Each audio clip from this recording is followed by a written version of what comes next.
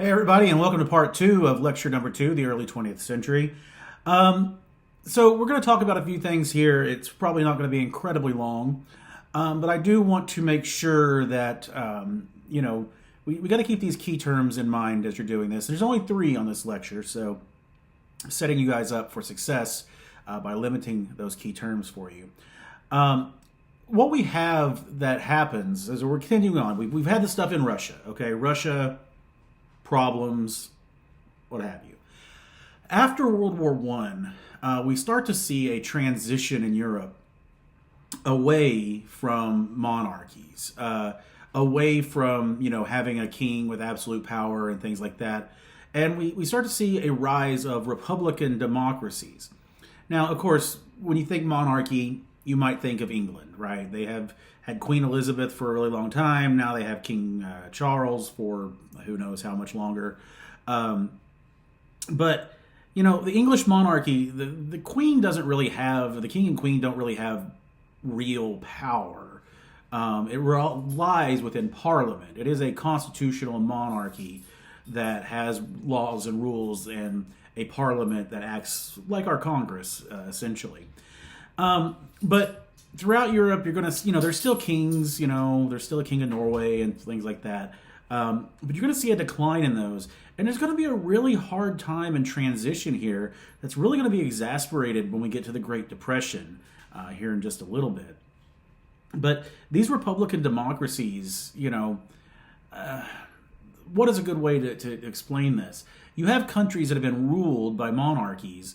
Now they're gone, and the people have to figure out how to rule themselves. And that's not an easy thing to do.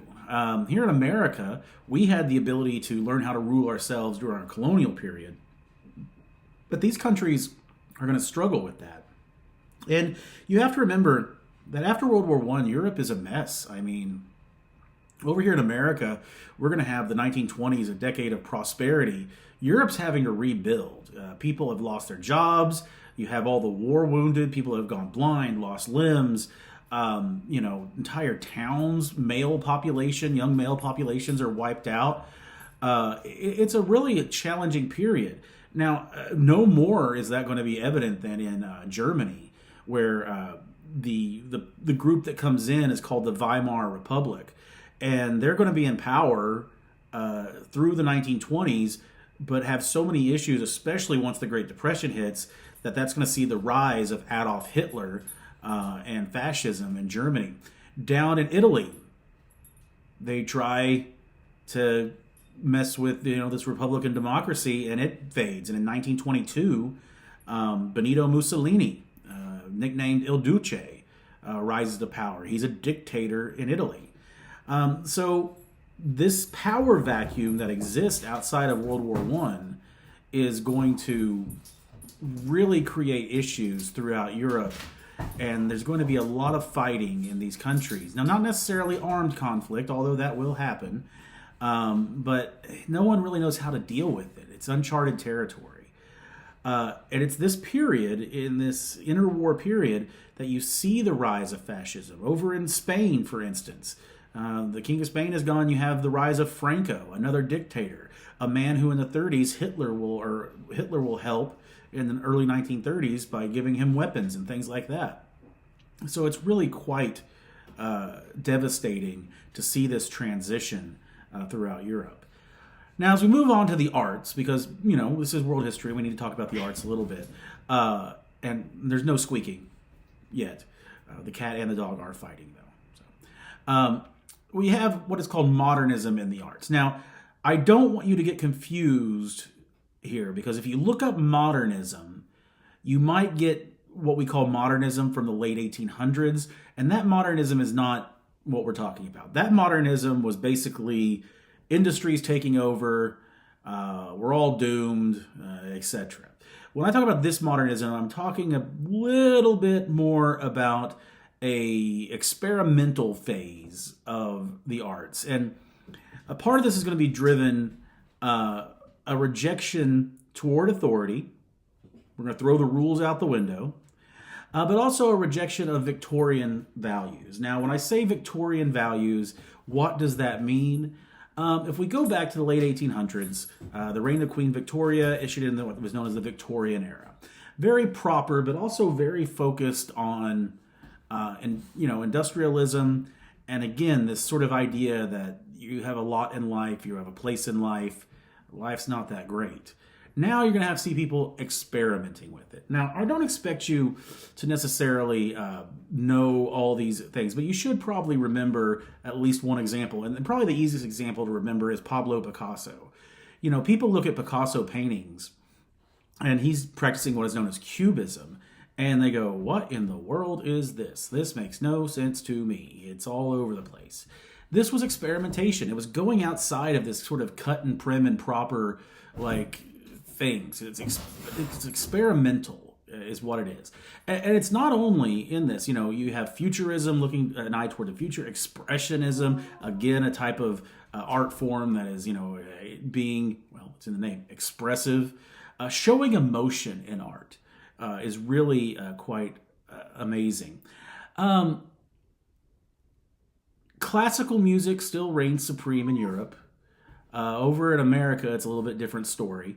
But classical music still reigns supreme in America. Eventually, jazz will migrate over to Europe in the 1920s, and they'll start swing dancing and doing all that fun stuff as well.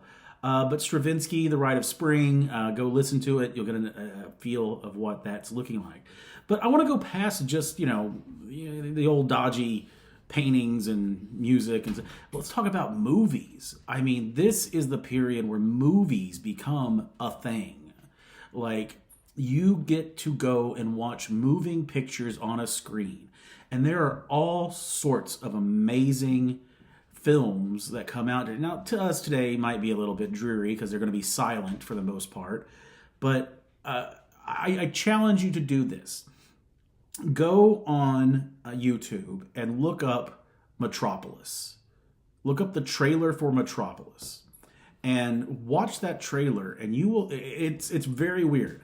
It's a German expressionist film, and it breaks the mold. It's considered to be one of the classics of the era, and it's still studied today by students in doing film and video and in those type of arts. But you really see this movement toward, I almost want to say adventure, It's not so in between the lines. It's not crazy to think that this is also the era where we get the first cartoons. Mickey Mouse is going to become a thing. You start to have cartoons throughout the world.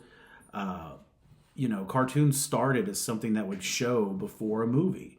It was like, instead of, today we go and get trailers, or in commercials and things like that. But this was a way to, to ease audiences into the experience. Now, yes, it is true that one of the very first movies was a train coming toward a screen. And when the train got to the screen, people were scared that the train was going to pop out and hurt them.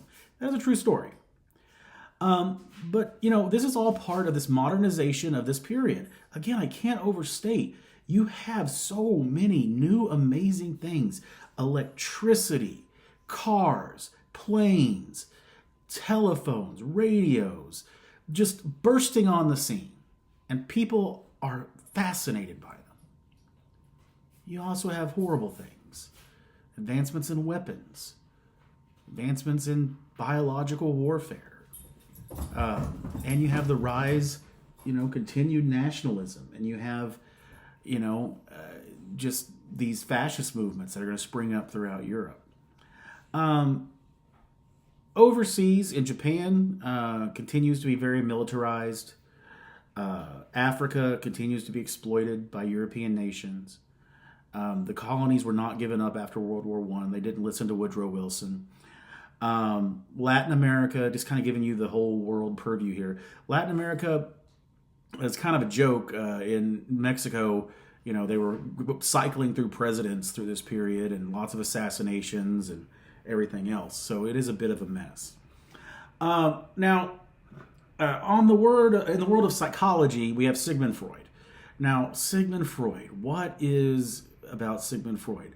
I'm not going to sit here and try to explain to you the id, the ego, and the superego. I will once again challenge you to go use YouTube to get an explanation of the id, the ego, the superego. But this is the birth of modern therapy, of psychological therapy, a psychiatry, of going and talking through your problems. And one of the big Freud's big things that has somewhat been disproven, but some people still adhere to it, is that sex, or the desire to mate, was the driving, motivating factor for human existence. That everything a person did, they did because they were trying to prove themselves worthy to someone they were attracted to. Now, Freud himself would not have had any problem with homosexuality, but certainly that was not something that was openly accepted in this period. But it didn't matter how you dressed, how you act, what you tried to do for a living, was to prove yourself to someone you were attracted to. And that this desire was the driving force of our existence. And I don't know, it's up for debate. Some of it's been disproven. But this is where we get the term Freudian slip, where if someone makes an unintended sexual reference. So, but yeah, very, very, very interesting take on things here. Also, during this period, we have, moving on to point 4, we have gender roles that are going to transition. Now, we'll talk more about gender roles a little bit in the future, but what is a gender role? A gender role is when you traditionally associate something with a particular gender. Super easy in the modern world, girls like pink and boys like blue. Now, I will tell you this, in the 1800s, that was flip-flopped. Boys were pink and girls were blue. In the 1800s, boys wore dresses because it made sense. Little boys run around, they get dirty. You don't wear them pants and things like that. You want them having loose, flowy clothes. When we talk about things that are more, I don't want to say important, but you think about jobs. People today still, if they see a woman in a hospital, they assume that she's a nurse and not a doctor.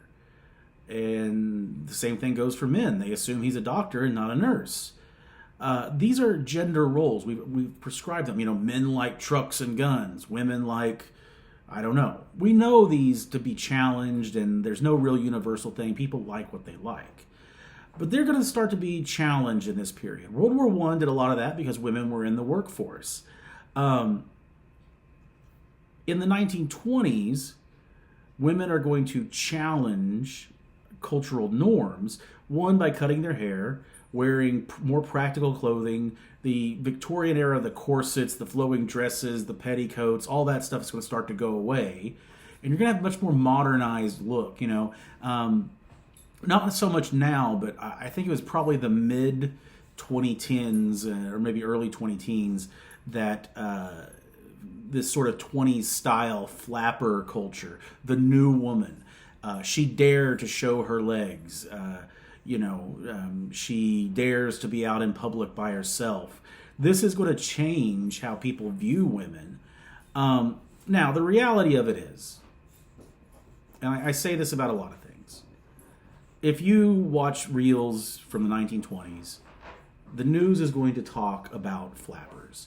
You're going to see these women dancing, smoking cigars, acting all lively, short hair, arms and legs exposed. Oh my gosh, stuff that we don't think twice about today. But that was really the minority. That wasn't, most people were still pretty mundane. You could say the same thing about the 1960s and 70s. There weren't hippies everywhere. Most people looked like normal people wearing normal clothes. Not everyone was about peace and love. I mean, it would be like if in the future people look back on your generation and the examples they used to say, here's what people were like in 2025, and they showed like Glorilla or Cardi B or Post Malone or something like that. We know that not to be the norm, but it's what gets the coverage. But yeah, these women, women are going to make some advances, but they go away after World War I, really. And the 1920s, you have this minority outlook, but those gender norms, those gender roles are going to come back, and women are going to go back to the home. They're supposed to be mothers. They're supposed to raise good little citizens, and they don't have that freedom that they had maybe during those war years. And this will certainly be the case in fascist countries like Germany and Italy, especially Germany, where women were treated as basically machines to breed Nazis. Now, of course, there's a whole other realm that we'll get into with that about genetics and everything else.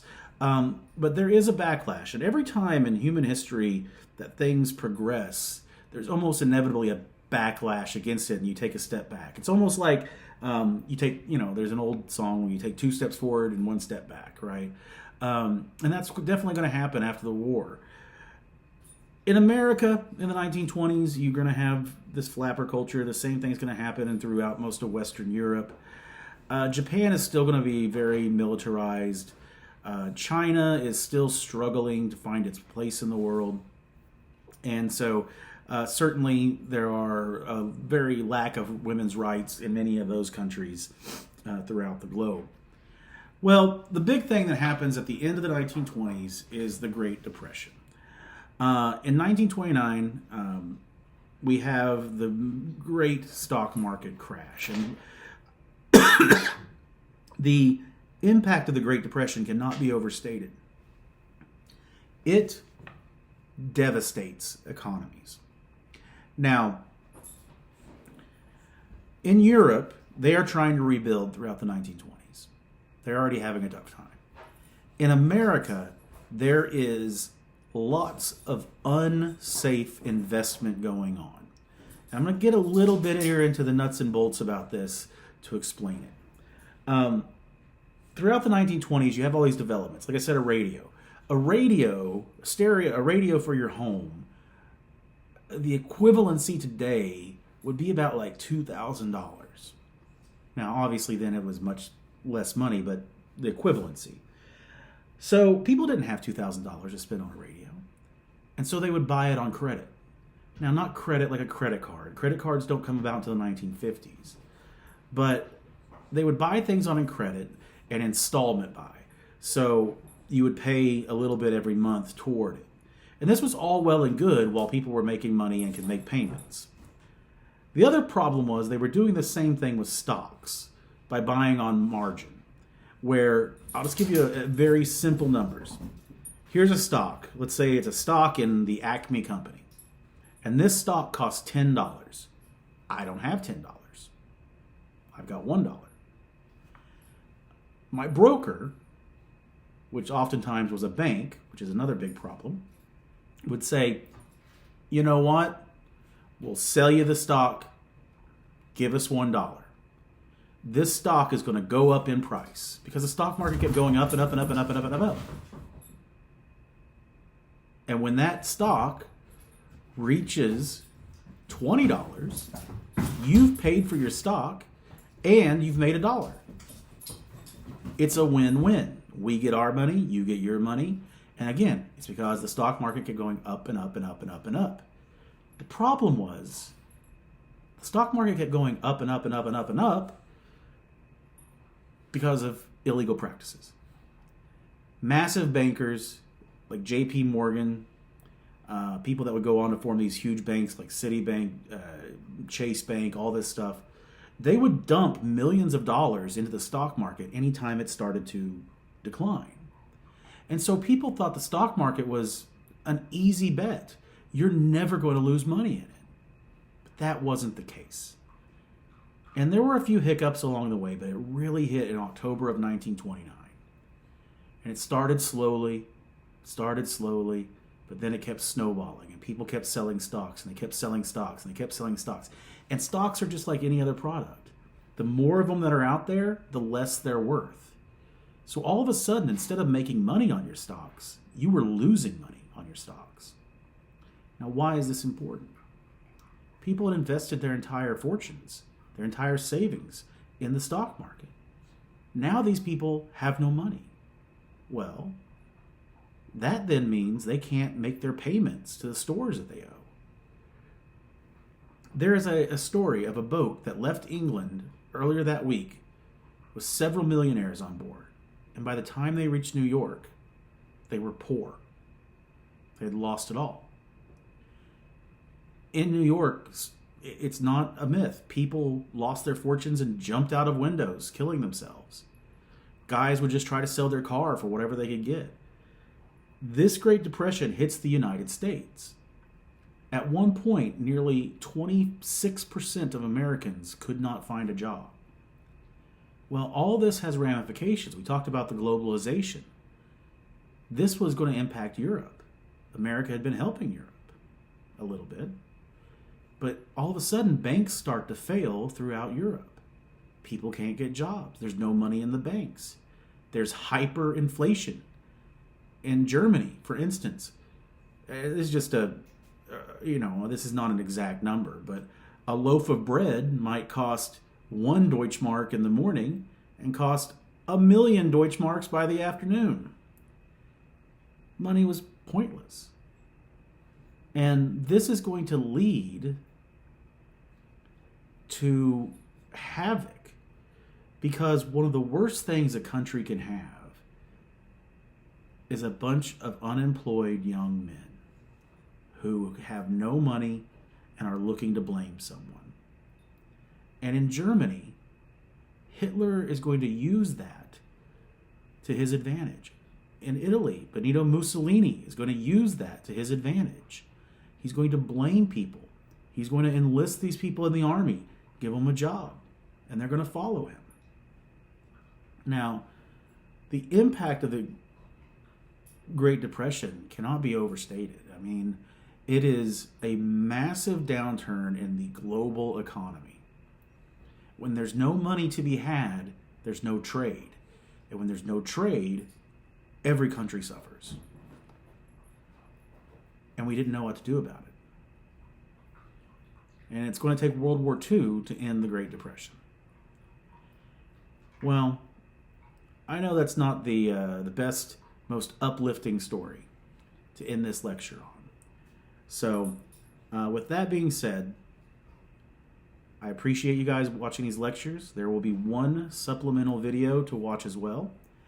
And that's your assignments for this week. I hope you have a great week, and I will see you next Monday.